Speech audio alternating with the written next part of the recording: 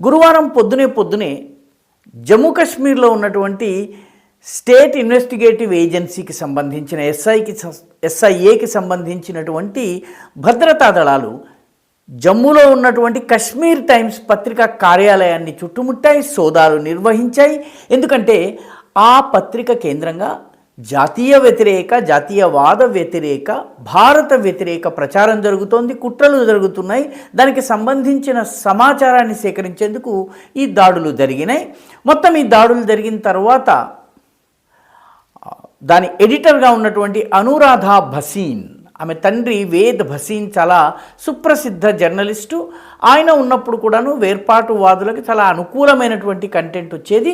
ఈ అనురాధ భసీన్ను తరువాత ప్రశ్నించేందుకు పిలుస్తామని చెప్పి వచ్చారు. ఈ కశ్మీర్ టైమ్స్ పైన దాడి జరగడం ఇది మొదటిసారి కాదు. 2020లో శ్రీనగర్లో ఉన్నటువంటి ఆఫీసుని కూడా ఈ రకంగా రైడ్ చేయడం జరిగింది. దాన్ని మూసేశారు. ప్రస్తుతం ఓన్లీ డిజిటల్ ఎడిషన్ వస్తుంది. ఆ డిజిటల్ ఎడిషన్ కూడా శ్రీనగర్ నుంచి కాక జమ్మూ నుంచి వస్తుంది. ఇప్పుడు జమ్మూలో కూడాను యాక్షన్ మొదలైంది.